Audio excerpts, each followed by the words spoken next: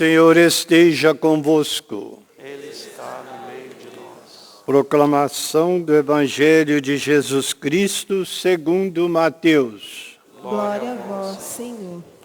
Naquele tempo, disse Jesus aos seus discípulos: Não junteis tesouros aqui na terra, onde a traça e a ferrugem destrói, e os ladrões assaltam e roubam. Ao contrário, juntai para vós tesouros no céu, onde nem a traça e a ferrugem destroem, nem os ladrões assaltam e roubam. Porque onde está o teu tesouro, aí estará também o teu coração. O olho é a lâmpada do corpo. Se o teu olho é sadio, todo o teu corpo ficará iluminado. Se o teu olho está doente, todo o teu corpo ficará na escuridão. Ora, se a luz que existe em ti é escuridão, como será grande a escuridão? Palavra da salvação. Glória a vós, Senhor.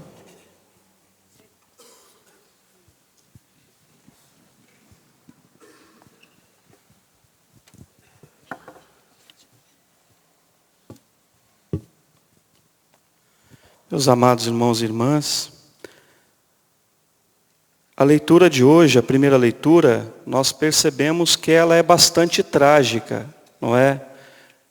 Esse relato de um tempo de briga por poder, de destruição do templo de Baal. Tem todo um sentido para compreendermos essa leitura de hoje. Para que a gente entenda bem o que aconteceu lá e o sentido profundo de cada acontecimento, o Salmo de hoje nos ajuda. O Salmo 131, que nós acabamos de rezar e cantar a Deus. Diz assim, os 2 primeiros versículos que nós rezamos do Salmo. O Senhor fez a Davi um juramento, uma promessa que jamais renegará. Um herdeiro que é fruto do teu ventre, colocarei sobre o trono em seu lugar. Se teus filhos conservarem minha herança, minha aliança, e os preceitos que lhes dei a conhecer, os filhos deles igualmente hão de sentar-se eternamente sobre o trono que te dei. É a promessa que o Senhor faz a Davi, que nós sabemos é o rei segundo o coração de Deus. O que acontece? Esse tempo da leitura já é um tempo posterior a Davi. E Deus prometeu que daria um descendente para Davi. E assim sucessivamente, desde que vivesse e honrasse a aliança. No contexto que nós vimos do evangelho de hoje, Atália, que é filha de Jezabel, e a gente lembra bem Jezabel quem é, uma mulher terrível que matava os profetas. Há poucos dias nós vimos a ameaça que ela fez a Elias e todo aquele contexto difícil de uma mulher que não tinha o coração voltado para o Deus vivo, mas para a idolatria. Tanto que ela quis a todo custo estabelecer em Israel, na terra do Senhor, o culto a Baal. Até um grande templo foi edificado, foi construído a Baal, lá na terra de Jesus, na terra santa. Era em Jerusalém, inclusive, esse templo. A filha dela, a Atália, queria continuar a mentalidade e a atitude que a mãe tinha. Então, depois que Oconias, que é filho de Atália, morreu, ela fica muito brava e ela pega uma comitiva do exército e vai para matar o herdeiro autêntico, legítimo do trono, que é da descendência de Davi, e vai para fazer um massacre, para matar todo mundo, para não ficar nenhum herdeiro de Davi para ocupar o trono. Esse é o contexto terrível. A mulher do sacerdote Joiaba, que nós ouvimos, ela vendo que Atália ia matar todo mundo, ela pega um dos filhos dele, que ainda é uma criança, junto até com a ama de leite da criança, vai correndo para o templo e esconde essa criança no templo. Daí chega o exército, mata todo mundo, Atalha fica muito contente, porque ela não vai ter oposição mais, pode fazer o que quiser, pode implantar a idolatria ali, sem problema algum. E daí, por quanto tempo essa criança fica, que é Joás, essa criança fica por 6 anos, protegida e em segredo, vivendo no templo. No 7º ano, como nós ouvimos na leitura de hoje, o sacerdote reúne os soldados, pega as lanças, as espadas, os escudos de Davi, do exército, consegue montar um exército de oposição àquela tirania que Atalha impunha ao povo de Deus, e o sacerdote unge como rei Joás. Esse é o contexto. E depois ela é então retirada do templo, e ela é morta junto com o seu exército do lado de fora, em frente ao palácio. Parece uma coisa bem terrível, e é de fato. Aquele tempo era assim. Tudo era muito resolvido na espada. Por que eles fizeram isso? Para preservar e proteger a aliança com Deus. Tanto é que no final da leitura de hoje, o que nós ouvimos? Que o sacerdote estabelece uma nova aliança. Estabelece uma aliança com Deus e o rei, e uma aliança com o povo. E todos ficam contentes porque a aliança de Deus foi preservada, foi honrada.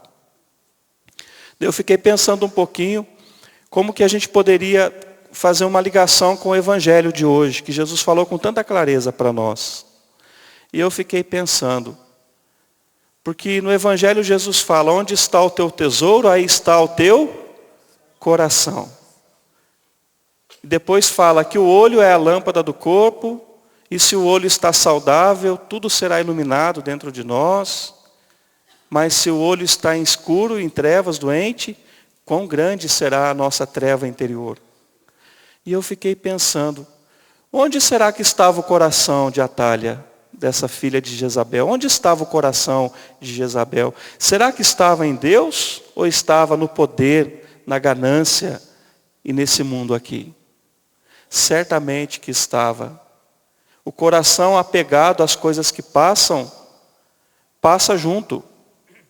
É importantíssimo, meu irmão e minha irmã, entendermos isso. Se o teu coração se apega às coisas que passam, você passa junto. Fala isso para quem está do teu lado.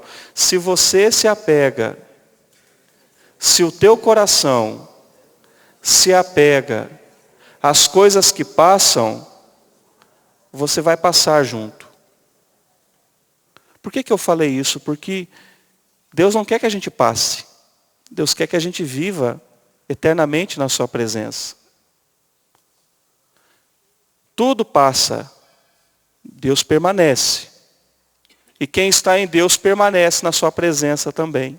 Então tem este sentido. Uma vez que essa mulher terrível, e que ela estava reproduzindo e dando continuidade à tirania da sua mãe, Jezabel, uma mulher terrível, que nós vimos também há poucos dias, o marido dela, Acabe, estava todo tristonho porque não conseguiu aquela vinha que ele queria, a vinha de Nabote. Vocês lembram, faz poucos dias, essa leitura, e queria aquela vinha para si, tinha todo o reino, e estava pegado a um pouquinho de terra, que ele queria fazer uma horta perto da casa dele.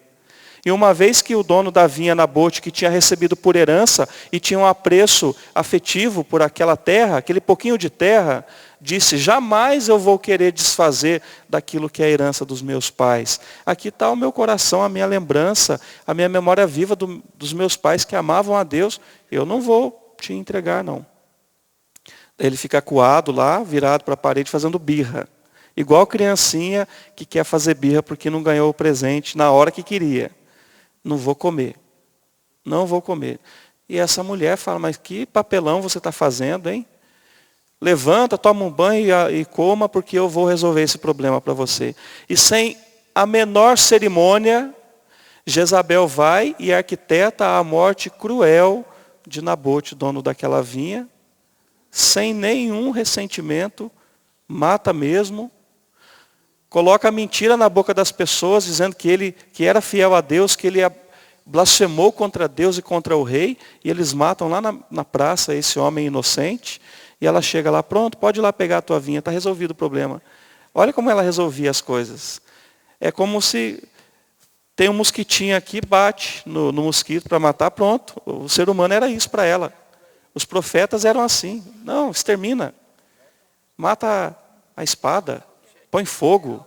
O importante é resolver o problema. A filha, Atália, da leitura de hoje, estava seguindo esse mesmo caminho. Mas Deus, que é fiel, que cumpre a promessa, o juramento que fez a Davi, seu rei, seu servo, Deus intervém de uma maneira inesperada. Tanto é que 7 anos depois, que ela já está imperando com todo o poder, com toda a pompa sobre aquela terra, ela chega lá e se depara com o rei Joás. E ela rasga as vestes e grita, traição, traição. Mas quem é o verdadeiro traidor? É ela está traindo a Deus. Está traindo a Deus sendo idólatra com Baal, com o falso Deus. Tudo bem, então nós vimos que o sentido deste evangelho de hoje, ele se verifica também na primeira leitura. Se o meu coração está apegado ao que passa, eu passo junto. Mas Jesus fala, o nosso coração tem que estar em quem? Em Deus. É nele que precisa estar o nosso coração. Ele é o nosso verdadeiro tesouro que não passa. E daí Jesus fala, olha, pode ficar tranquilo que esse tesouro que está em Deus, ladrão não rouba, não se desvaloriza, se desgasta com o tempo. A traça não corrói, a ferrugem não corrói, permanece. E ao mesmo tempo, o nosso olhar precisa estar em quem? Em Deus também. Deus é luz, diz São João para nós em uma das suas cartas. Deus é luz. O meu olhar precisa estar em quem para estar iluminado? Em Deus. E quanto mais o nosso olhar está voltado para Deus e para as coisas de Deus, menos ele fica preso às coisas desse mundo. E mais o nosso semblante vai ficando iluminado. Você já conheceu alguém assim? O rosto é iluminado, é um semblante iluminado. Poxa, que coisa boa, que paz que essa pessoa traz para mim. Os santos eram assim, o povo gostava de ficar perto de santo, porque santo tinha o rosto iluminado. Agora, se a gente está com o rosto turvo, com o rosto fechado, carrancudo, em trevas, como que tivesse uma nuvem aqui, peça a Deus hoje a graça de que a luz dele resplandeça. O próprio profeta Isaías profetizou a respeito do Messias. O povo que andava nas trevas viu uma luz. Para aqueles que jaziam na sombra e na morte, uma luz resplandeceu. Que a luz de Deus resplandeça na nossa vida. E o nosso olhar seja iluminado. O olhar iluminado é saudável, Jesus fala. E ele traz saúde para todo o corpo. Onde está o nosso olhar, hein? Será que está no negativo da vida? No negativo das pessoas? Só nos problemas? Se tiver, a gente fica doente, não é? Então que Deus nos ajude a olhar para Ele, a ter o coração voltado para aquilo que não passa, que é permanente, que é o amor de Deus por mim e por você. Louvado seja o nosso Senhor Jesus Cristo.